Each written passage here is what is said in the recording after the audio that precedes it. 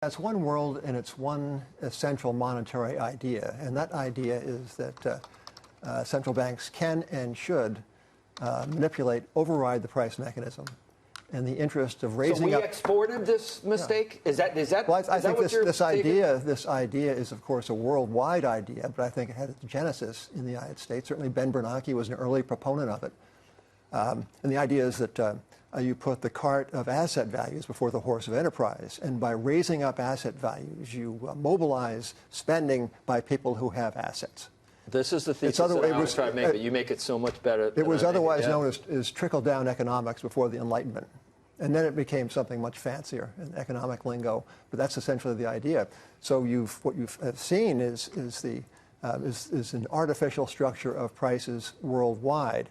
Now, the prices themselves are the cosmetic evidence of underlying difficulties. So if you misprice something, it's not just the price that's wrong, it's the thing itself that has been financed by the price. So you have perhaps too many oil derricks, you have too many semiconductor fabs, we have too much of something which is financed by an excess of credit or debt.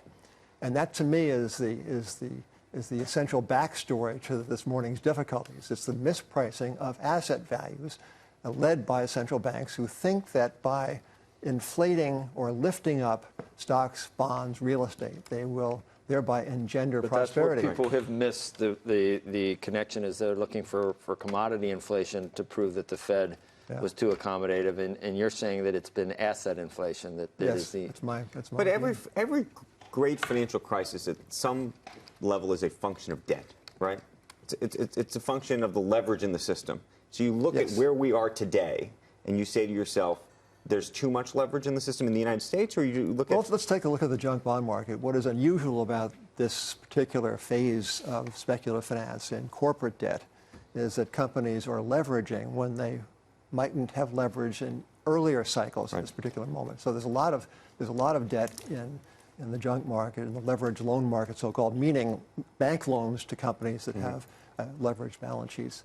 And the debt is unusual in that the terms and conditions, the fine print that dictate how it shall be repaid, that is much more liberal, much looser than it has been in times past. Another hallmark of the present moment is that rates are very low. But you would also think that that would actually give those companies a much more opportunity to pay it back, and therefore you wouldn't worry about it in the same way. Well, it gives companies a great deal more latitude to expand and to persist and to survive. Now, in capitalism, there is meant to be failure, right? That's like the forest floor. There is life, there's regeneration, there's death. Without that, what you find is a bunch of dead ferns.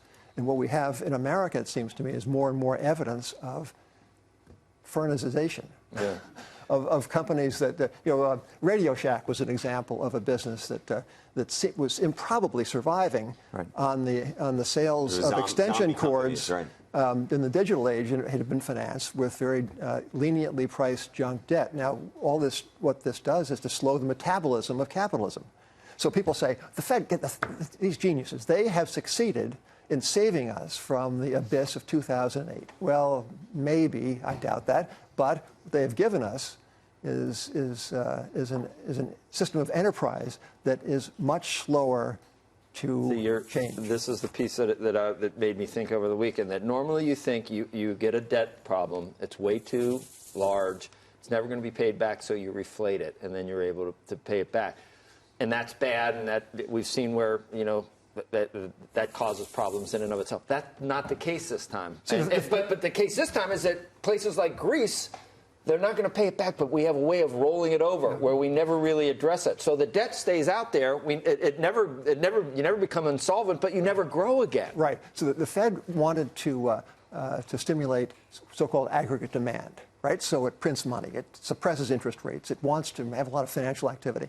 But in so doing, reciprocally, it stimulated aggregate supply, right? So there's a lot more of everything, a lot of big capex, a lot of production, a lot of oil, and the lot of everything weighs on price indices. And the Fed said, we're not meeting the inflation targets. What shall we do? We shall print more money, suppress interest rates for another 6 or 8 years. So is it fair to think that This is almost like what we were doing with trying to get people to buy cars, where we would just pull the demand forward, and you're never going to have, you're still going to have a drop. This mispricing of debt does two things. It pulls demand forward, and it pushes failure out. Right. So the junk bond default rate over the past 12 months has been the lowest in the 40-odd years in which the data have been collected, 2.3% versus an average of something like 4%. So on its face, that's a good thing. Where you don't want people failing because they might be your neighbor. And yet, without that, without the dynamism that success and failure introduce into enterprise, what you're looking at is, is totally like Western different Europe. way